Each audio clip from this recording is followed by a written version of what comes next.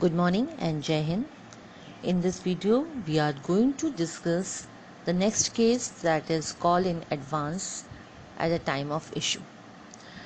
So, whenever a shareholder paid the amount prior to the call made by the company, then that amount would be termed as the advance for the company and has to be mentioned by the name of calls in advance account.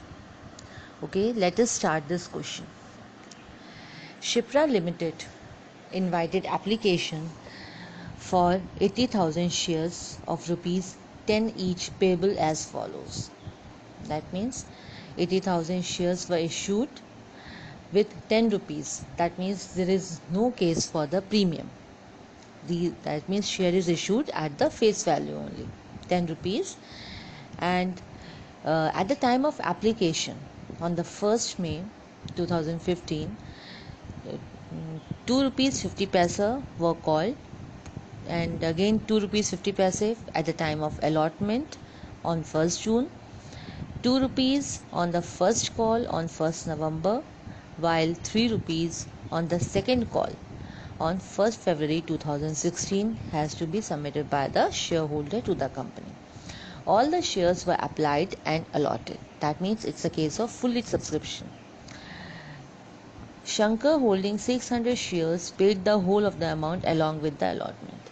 That means there is one of the shareholders, Shankar, who had paid all the amount of, that means the amount has to be paid at the time of first call and second call. That means total 5 rupees he had paid at the time of allotment only, and he contains 600 shares. So we have to pass cash book and journal entries, assuming that books are closed on 31st March every year. So we have to prepare the cash book and make the journal entries here, and it is quite clear that there is a Shankar who contains 600 shares and he had paid the amount in advance at the time of allotment. He had paid the amount of first call and second call at the time of allotment only. So let us start this question. See, the first entry would be similar as we have studied till far, that bank account debit to equity share application account, and this amount would be calculated by multiplying 2 rupees 50 paisa and 80,000, because it is fully subscription case. So all the 80,000 has been subscribed.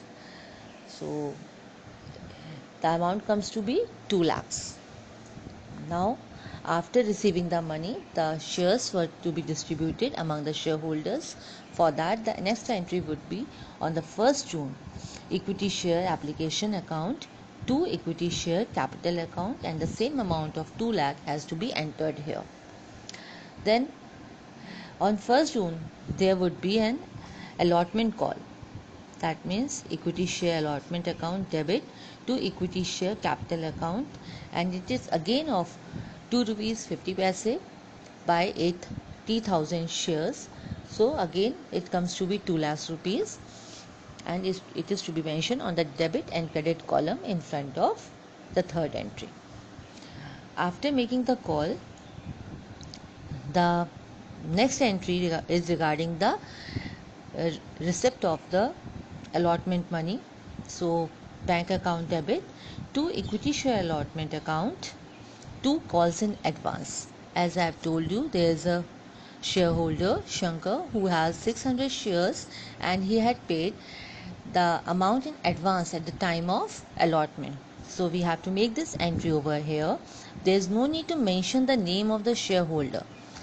Okay, we just have to write whether there is an arrear or there is an advance. As in this question, there is an advance of 600 shares at the time of allotment, which contains the first amount of first and second call.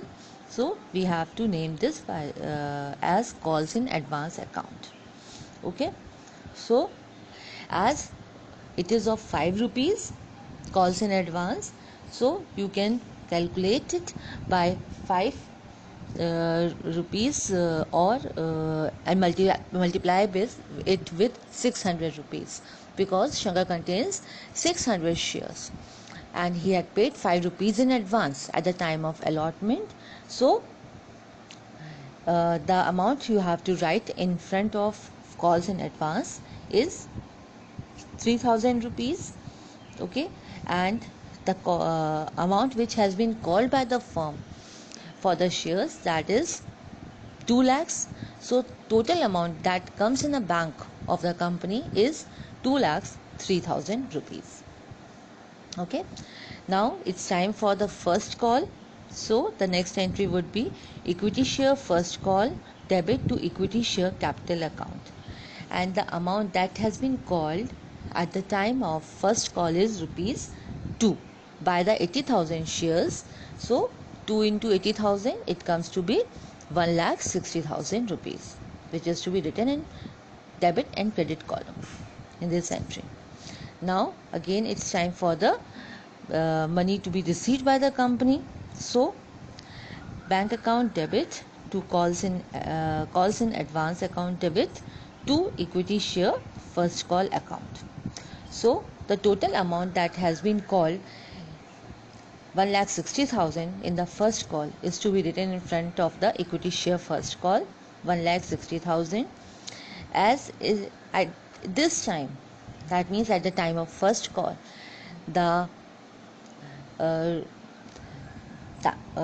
the amount to be paid by the Shankar, we can calculate it by 600 into 2. That means 1,200 rupees, means 1,200 rupees is the advance which has been already received by the company for 600 shares. So this amount has to be written in front of calls in advance account in debit column, and to find out the amount in bank account, we have to subtract 1,200 from 1,60,000. So we got 1,58,800 rupees, which is to be written in front of bank account in debit column. Next entry would be for the call of the second call. So the entry you have to write here that equity share second call account debit to equity share capital account, and at the time of the final call or second call, 3 rupees has been demanded by the company. So you have to multiply 80,000 with 3 rupees, that comes to be 2,40,000. So you have to write here 2,40,000.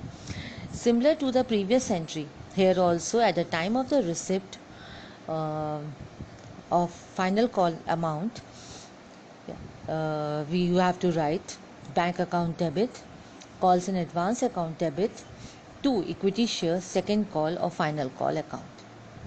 So my company has asked for 2,40,000 rupees, which is to be written in front of equity share second call account in the credit column.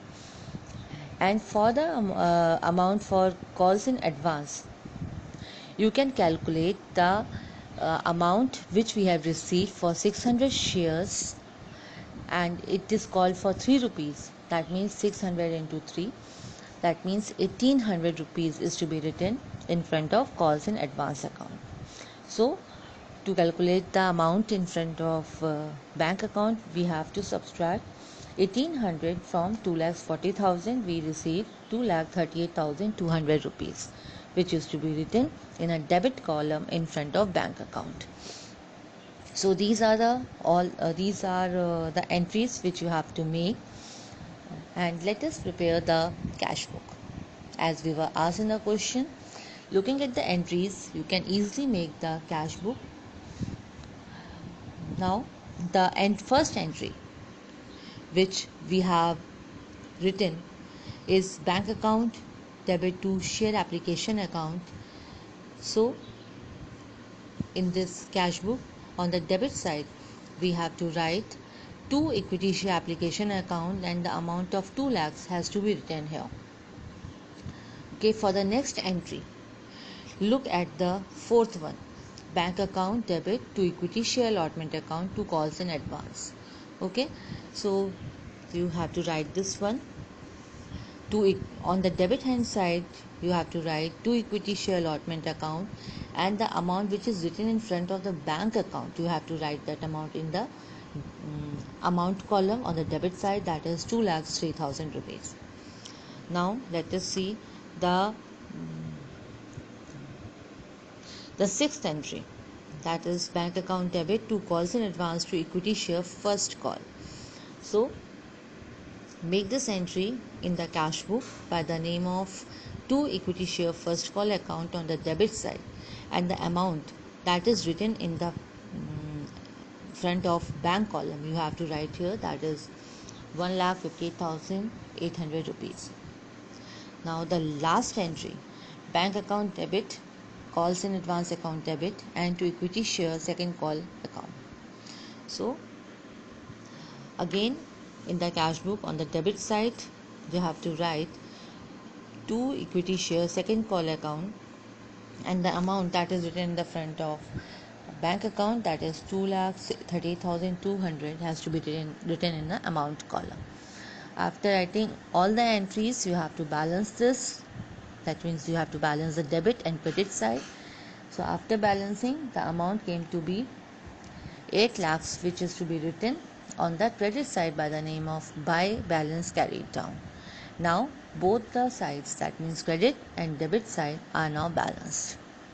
I hope you all have understood this question. I am going to end my video. Thank you.